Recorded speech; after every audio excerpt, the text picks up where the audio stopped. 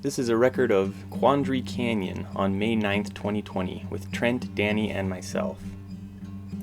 The last time I was in this part of the Swell was in 2007, and it's nice to be reminded of how beautiful the terrain is.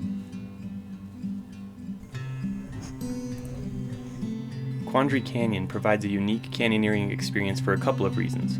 For one thing, there are no bolted anchors, allowing us to get some practice with some other pieces of gear, like the sand trap.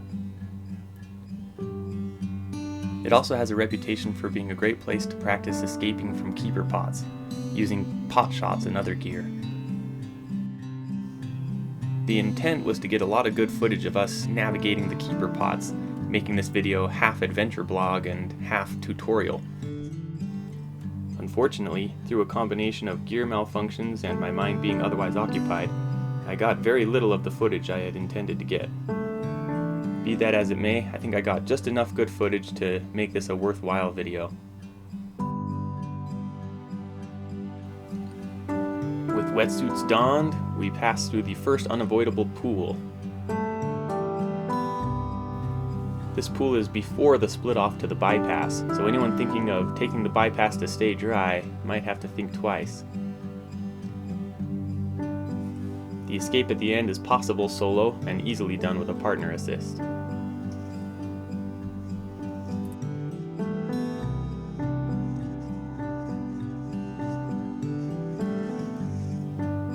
Here's the first pothole that we had to use gear to get out of.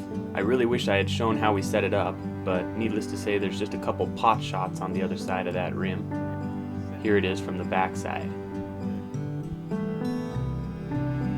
A lot of the obstacles that we encountered look a lot like this. So first thing first, we would set up an anchor. I'm depicting a sand trap here, which we used several times. And then to manage the keeper pot, we'd also have to throw a pot shot to the far side.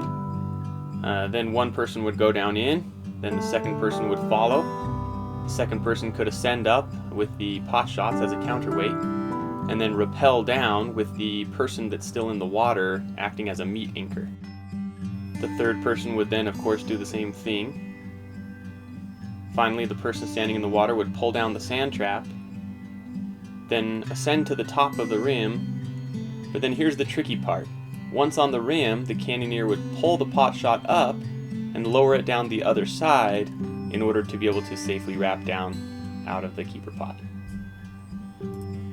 The key here is having enough weight in the pot shots that the friction and counterweight are enough to wrap safely, but not so much weight that you can't pull it down afterward.